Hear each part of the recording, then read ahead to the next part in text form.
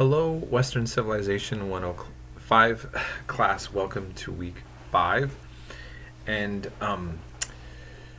so here we are. Next week is the last week of a normal class. And then we have finals the next week and we're done. So everything really did move that quickly. If you have an arrangement with me, in other words, we've already been in contact and you've asked to turn in late work and we've already agreed upon that, this doesn't apply to you, except that noticing the time frame that we're working with, I need most of the late work that is due, that's late, to be in by this Sunday. Some of you have written me. I have a lot of messages from students that talk about many very extreme hardships that have come up. And so there's no judgment on that. I guess what I'm saying is that I try to respond to everyone. But what I really want all of you to do right now is, if you are having real struggles in this class, you've been having a tough time, and we've already been in contact, I still would like you to contact me or let me know when's a good time to contact you within this week, so we can look at the work you actually have in the framework and look what you're up against and try to see if we can get everything in on time as the semester is quickly coming to an end. Okay, so I'm reaching out to be helpful and telling you that I also need you to reach out to me. I know part of the problem might be a very intense work schedule and it's hard for you to communicate, but this is the only way we're going to be able to do it, so I need you to do that. If you have not communicated with me, you cannot just give me late work right now. We have to have a discussion, and if I can get the time to allow you to do late work, we'll make that arrangement. So you're going to need to reach out to me. If you turn in late work without approval, if we have had no conversations, no discussions in the internet, on Canvas, or you calling me up, I will automatically give it a 0. I will not even look at it. You need if you just give it to me without having a discussion. So just make sure that you do that, okay? And if there's any arrangements we made and it looks like that I'm forgetting that, or that you're not happy with your grade, you think something was done wrong, please, I want you to know I am very reasonable. You call up and you have an issue, even if you think it's my fault, I'm not going to get upset about that, or I'm not going to put you on the defense. We're going to investigate where the misunderstanding's at. We're going to find out what needs to be fixed, and I'm working to make sure that you get the advantage in this class, that if you put in hard work, that you're going to get the good results back to you, okay? So I just want to make that clear. So again, please keep in mind, communication's super crucial, especially right now as we get to the end of this. I also need to remind you, I don't know why I have to keep reminding folks, the papers, every paper that you turn in that's a paper, has to follow the 3 rules that I had lined out early on in this class in an announcement. And you get 0s if you don't have them done the way that I want. I gave an example, stick to that, okay? So please do the papers the way that I asked you to do them. Put the citations within the paper the way that I showed. And make sure that there's dates. Follow the instructions of whatever the paper says. And that's how you get full points. If you feel, again, if there's any issues that you have with my grading, or you're confused about something, again, please reach out to me, okay? So that's mainly all I wanted to say on that as we're pushing in to the end. I also want to state that I'm revising heavily my next week's lectures and documentaries, or mainly the documentaries I'm going to switch to address as best as possible the current crisis with Ukraine and Russia, and put things into a context that would make you understand it better. The historic, because it's definitely rooted in history and Western civilization in particular. So it just seems it would be outrageous for you to take this class and not walk away with some sort of exposure to understanding what is going on in that current crisis right now. Okay, so I will be doing that, and I just want to point out that I'm posting my announcement with a video that I'm slamming on, basically, by Dinesh D'Souza. And I normally try to steer away from throwing out anything with a political bias. But in this case, I'm not attacking a bias as much as false history. My job is to be a historian. I have friends that have diametrically, the exact opposite views of me on so many issues. And we get along. And we also have an understanding of history in the same way. In other words, we don't dispute the events. We have our own inclinations to what we favor, what we think was negative or positive about something, right? So you can have a friend that thinks the French Revolution, despite how violent and bloody and terrible it was for the better of humanity. Then you can have another person say, how could you think like that? No, it's too violent, it's too unjustifiable to pose the French Revolution as positive. And so, in other words, you both understand. You're not having really a very big debate about what happened. You're having your own political inclinations, your own human, like your view of what is morally or ethically okay, but you have agreeing on the history. So I do have my own political inclinations, and I'm not sure if they show up here, but I do want everybody to understand terms better. And in case you haven't noticed, I went over a lot to have you try to understand communism, socialism, liberalism, conservatism, and Zionism, all of these different isms. And this week I'm having you take quite a big look at fascism.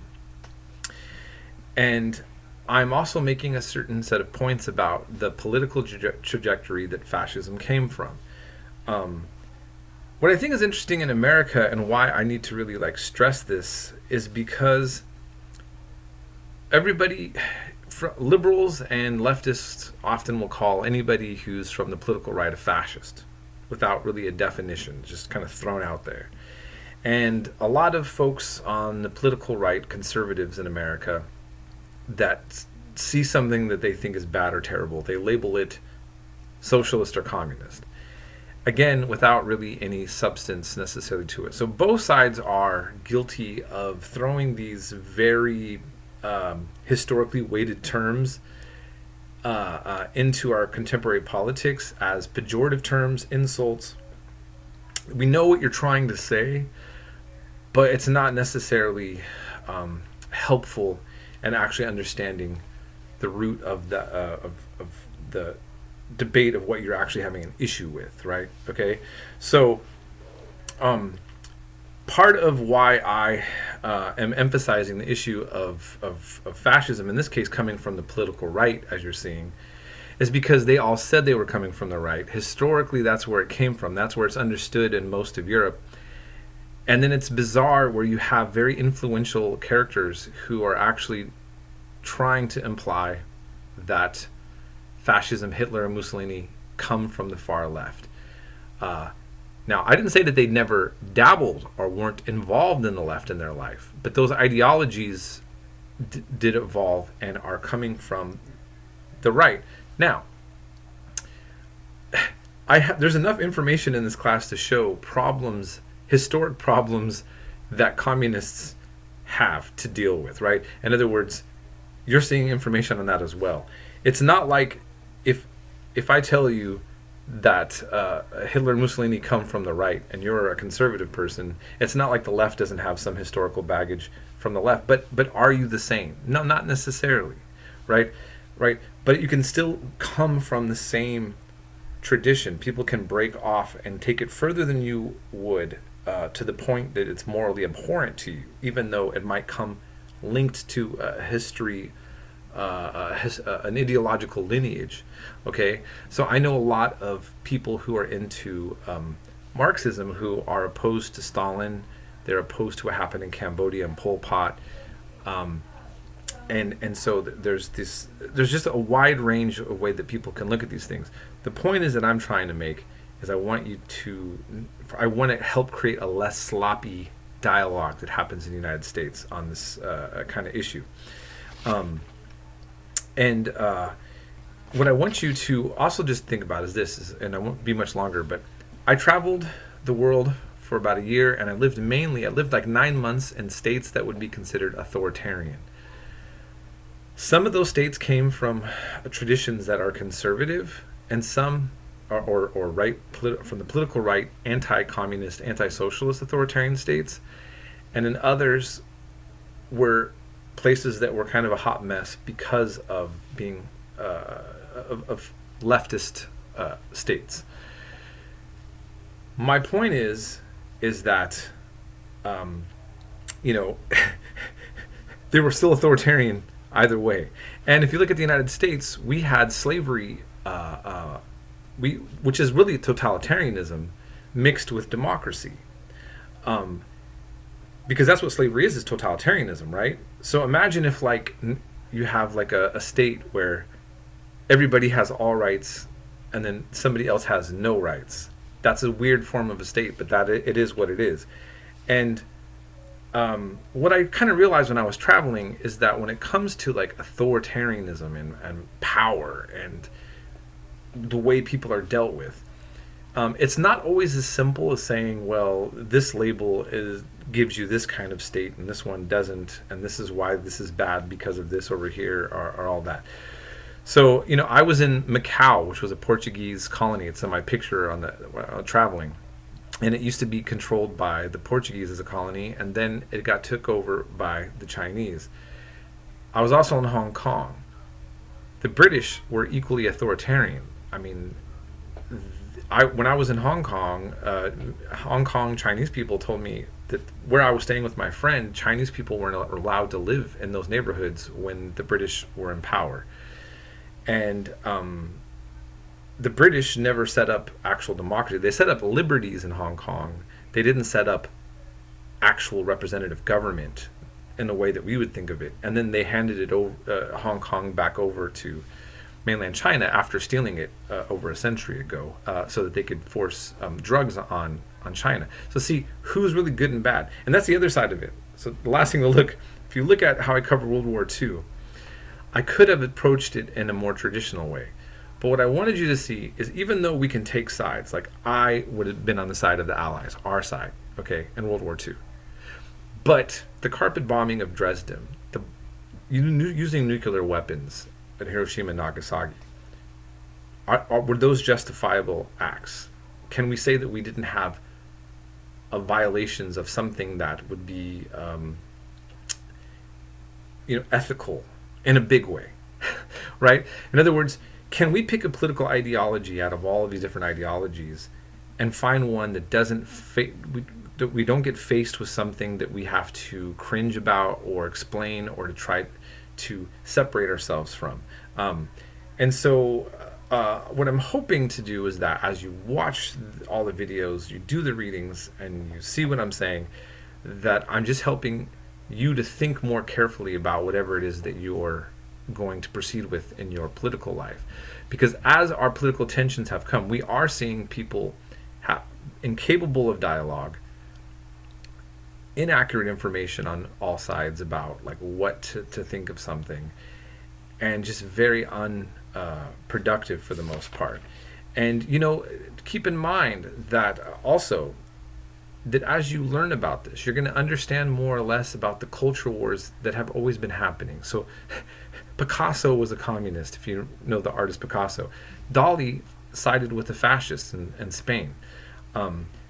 Many of the Zionists, as we talked about Zionism, Jews going into Israel, many Zionists were communists, some were even fascists like Jabotinsky, and socialists and classic liberals. Palestinians and Arabs and other people fighting against colonizations also took on looking to these different ideologies that come from the West and embrace them in order to fight for their liberation in some way, by rather it being from right-wing points of view or left-wing points of view. And then the thing is, we always have to remember to the last say is, I have a friend that I've grown up with for years. He started off as a Bernie Sanders supporter, and then he became a Trump supporter. What's consistent about him is he's really angry with the status quo. So anybody who was outside of the popularity of the Democrats or the Republicans, he was going to embrace. And so the fact that he used to vote for Bernie and then he went to Trump doesn't mean that he's perpetually a left-wing person, right? And I guess what I'm saying is this: what you see in some of what gets muddled in the history of some of these debates is people like Mussolini started off as a leftist. Giovanni Gentile started off admiring Marx. They ultimately, though, switched to the far right. Okay, and so when you switch from something, right, it means that you've changed from it. If you were an atheist and you become a Christian, you're not always an atheist because you were once an atheist, right? You understand what I'm saying, I think. So this is long enough. I'm hoping that this video was helpful and made things more clear if you sat to watch through the whole thing. And please contact me. Also, if you have any disagreements with anything that I'm saying, if you feel that anything's been inaccurate. I had one student one semester really thought that when I said stuff like this that I was spreading false information, but he never engaged with me to actually try to have a discussion about what that was and if I had a counter. I never knew what he was upset with or what I could address or clarify or not. And so I would like to really encourage you to please engage. We're getting an education together, and it's important. So have a great week. We'll be in touch.